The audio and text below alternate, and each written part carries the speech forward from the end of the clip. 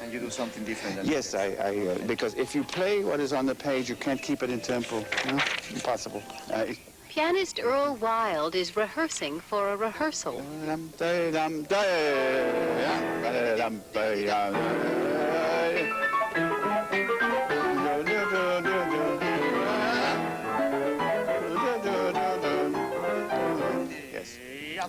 Okay, and I wanted to ask you, Maestro, at the end, this is not the best ending that Liszt wrote. The maestro is Eduardo Mata, conductor of the Dallas Symphony Orchestra. Wild and Mata are working out their timing before rehearsing with Mata's full orchestra.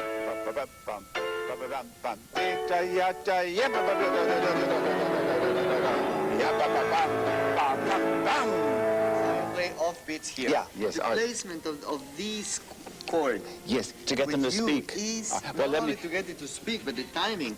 Let me do the two bars before that, yes? Right.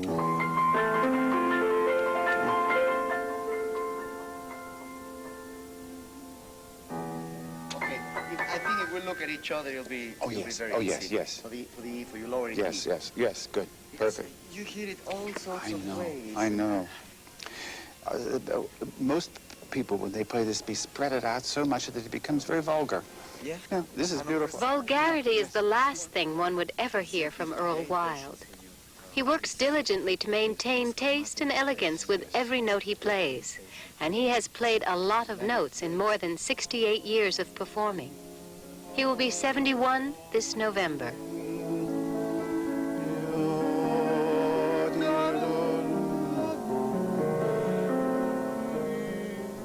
I feel lucky because my muscular system has held up very well.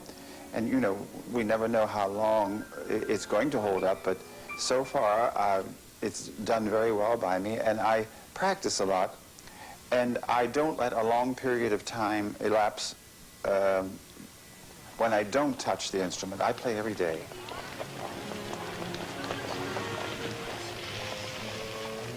Wild has spent much of his 70th year traveling the world in celebration of the composer Franz Liszt.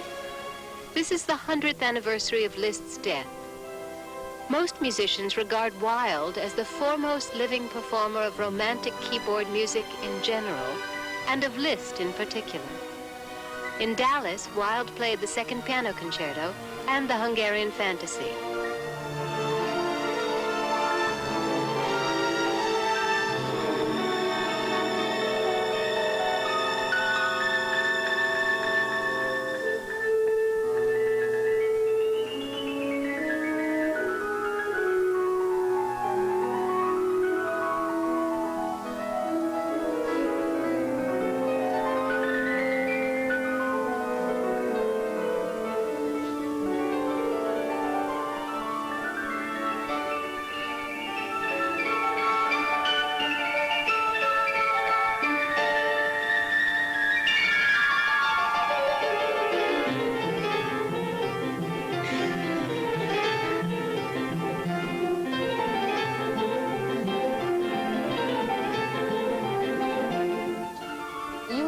A legendary pianist. This is the way we in the world of music think of you.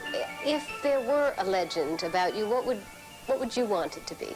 Oh, I never think that way. I think people who talk about themselves like as being this and that, or what they're going to leave when they die, I think that's a form of madness and conceit. I really don't care. You know, it's just that I keep doing my thing because I love it, and I play concerts because I want other people to love what I love, and I hope so, and I hope they do. New York Times critic Harold Schoenberg wrote that Earl Wild has one of the great piano techniques of the 20th century. Yet his fame has not approached that of some other, perhaps less talented musicians. Part of the reason, says Wild, is that he was stereotyped early on as a specialist in the piano music of George Gershwin.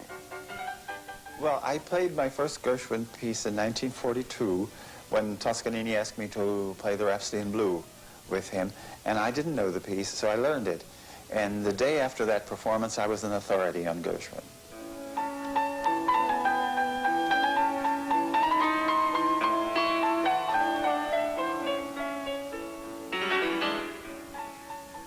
Earl Wild is one of the most recorded artists of our time.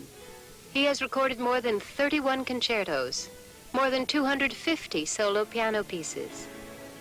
I was asked to make records because when records were being made, when there was no tape, and you had to go once through, and it was there on this plate, I was rather accurate. So I was always asked to do lots of recordings because I was quick and accurate, you know, and that was important. There's only one thing I love more, and that's public performance.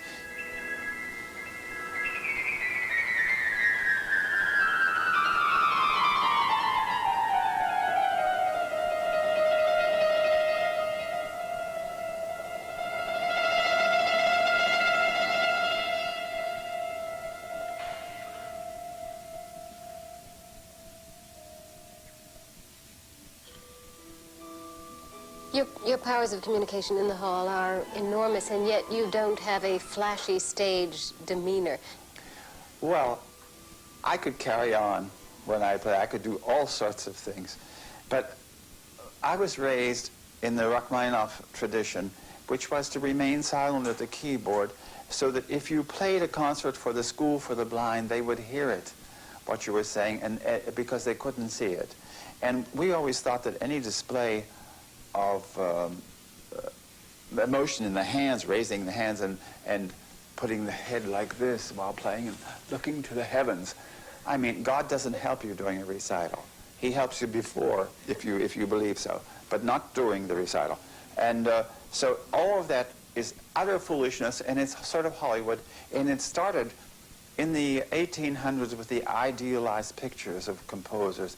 You know, it would show, you would see in the music, it would say a nocturne, and there would be a picture of somebody on the front, and they would be going, you know, and it's so awful. It's comic, you know, and so I avoid all of that because I think it's vulgar.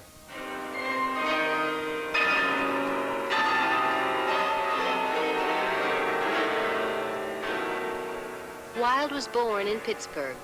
His father was a steel worker, but his mother had a musical background. She sat him down at a piano when he was 2 1/2. Was there a moment when you had begun your music lessons when you felt, I will be a pianist, this I must do for my life? Oh, I knew from the first day. I never wavered. I practiced through my family's quarreling. I practiced through the neighbors quarreling. When things would be very sad, I would go to the piano immediately, or if there was a death or anything, friends or relatives.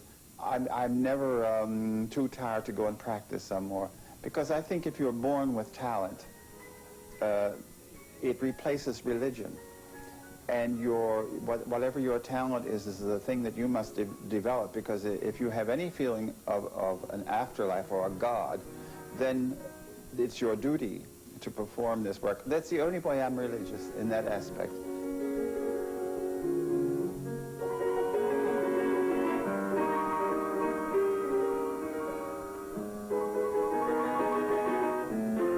Oh, I have drawers full of music I want to play. Yes. That's when you see that life is getting short, because you know that you have to pick out the things that you really are attracted to totally. And so I have a whole slew of things I want to play, and after the Liszt celebration, that's when I'm going to turn my energies towards that.